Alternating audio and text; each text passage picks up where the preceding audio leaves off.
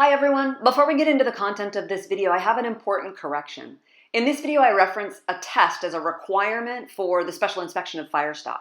Well, the ICC graciously reviewed this series of 3 videos on their ICC Special Inspection Manual, and they advised me that the exam is not a requirement, but rather it's something a jurisdiction can include in their special inspection requirements as they're considering what they want it to look like. So basically, it's best practices. So I'm sorry for any confusion, and I want to send a huge thank you to the ICC for helping me ensure that this information is accurate. Special inspection of Firestop is a relatively new requirement as far as special inspections go.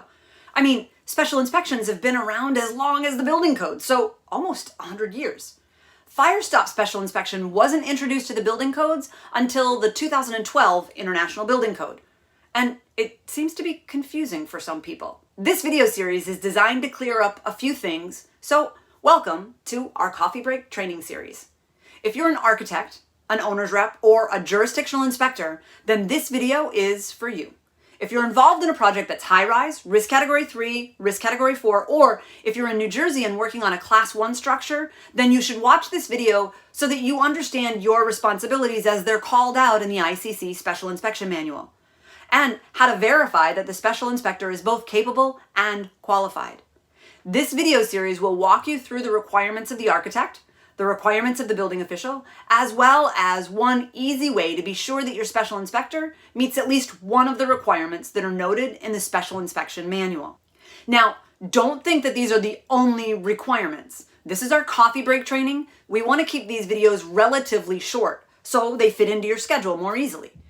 Other videos in this particular series will discuss the requirements of the standard ASTM E2174, the requirements of the standard ASTM E2393, and then we'll have more videos that will walk you through a few other things to check, such as some questions that you can ask the inspector to be sure that they're following the requirements of the standard, as well as some things that you can check out in their reports.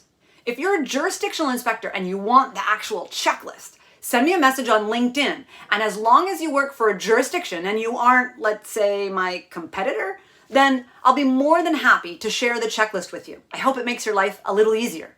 If you are a Firestop Special Inspector, please go to ASTM and buy a copy of the standards, both of them. Then go to ICC and buy a copy of the Special Inspection Manual and follow those requirements. Because if you don't know what's required, there's a likelihood that you're creating a massive liability for your company as well as the clients that you serve, not to mention the people who live, work, and play in your building when you're done. I also strongly encourage you to take the International Firestop Council test and become a member so you can be more active in the industry, or maybe even become an Intertech IQP. I'll give you a little more information on that in the end. Check out the IFC website for more information on both of those. So, with this information, we're going to do this as a Did You Know kind of series, based on the information that's in the International Code Council's Special Inspection Manual. This will come as a 3-part series so we can give you heaps of information and still keep the videos relatively short. The 3 Did You Know questions that we're going to go over. Did you know that the Firestop Special Inspector is required to take and pass a test if they're doing Firestop Special Inspection? Then we'll tackle, did you know that the jurisdictional inspector is responsible for reviewing the submittals, approving the materials, the special inspection program that the registered design professional has put together, as well as vetting the special inspectors? Then we'll cover, did you know that the registered design professional, or the RDP, is responsible for preparing the statement of special inspections, taking part in the submittals, conducting a pre-construction meeting, and reviewing the special inspection reports. In this first video, we'll address the question, did you know that a special inspector is required to take and pass a test if they're doing Firestop Special Inspection? The manual lists tests from UL, FM, and International Firestop Council as possible tests that a Firestop Special Inspector can use to show that they have a body of knowledge sufficient to do this scope of work. If you're responsible for verifying a special inspector, you should ask them what training they've received. If they tell you that they were trained by a Firestop manufacturer, please know that it's unlikely that they've really been trained on the requirements of special inspection. They may know more about Firestop material than someone without the manufacturer training, and depending on how long the training was, they may even know a bit about the codes and standards that are related to this. But that doesn't mean that they know about the requirements of the standard. They're critical in this scope of work. Coming soon will be a Firestop training from the International Code Council. Please know that this alone, in my opinion, is not sufficient to allow someone to do special inspection of Firestop, because that training, while it discusses Firestop, it doesn't cover the requirements of the special inspection standards. So it could be a supplement to an inspector's qualifications, but I would not recommend it as the only educational source for a third-party special inspector. Here's another question that you may ask about special inspection. What if the person doing the special inspection is a PE or an RA, a professional engineer or a registered architect? Are they able to do the inspections? According to the ICC Special Inspection Manual, the inspector needs to have taken and passed a test on the topic that they're inspecting. This is important because a professional engineer, or even a fire protection engineer, doesn't know enough about Firestop to be able to do Firestop special inspection without some sort of additional training. FPEs learn about active fire protection such as sprinklers and alarms, but they don't cover much about Firestop in their general training.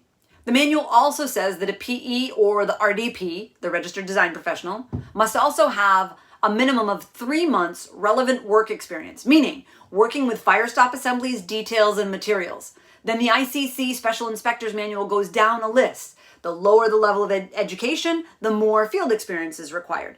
That doesn't mean working in construction. It means working with Firestop.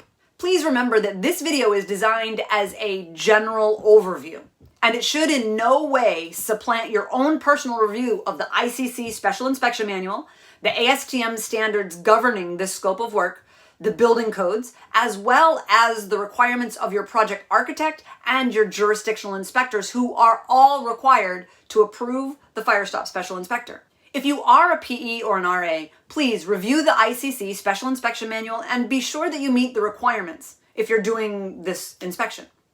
Remember, the manual suggests that you need to take and pass a test on the topic that you're inspecting. That way that you have practical experience, meaning in this case, practical experience with Firestop. If you look at ASTM E3038, which is a standard that lays out the requirement of Firestop Special Inspector, it defines the requirements more clearly. But this video is covering the ICC Special Inspection Manual, so I don't want to get off track and start talking about the standards until we get to a different video. There is one other thing that I'd like to bring to your attention before we go, and that is the Intertech IQP, Intertech Qualified Personnel. If a special inspector passes one of the tests that we mentioned earlier, it just means that they passed the test.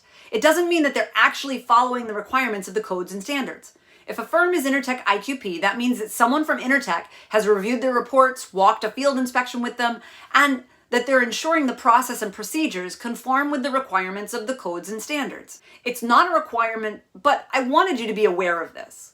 If you'd like more information, feel free to reach out to me and I can connect you to the right people. Thanks for joining us for this coffee break training series. The next video in this series will cover the next Did You Know question, which is, did you know the AHJ is responsible for reviewing submittals, approving the materials, the special inspector, and the special inspection program that the RDP puts together? We'll get into all of that in more detail. I hope to see you for your next coffee break. Until then, if we can help with a project that you're working on, don't hesitate to give us a shout. Thanks for your time.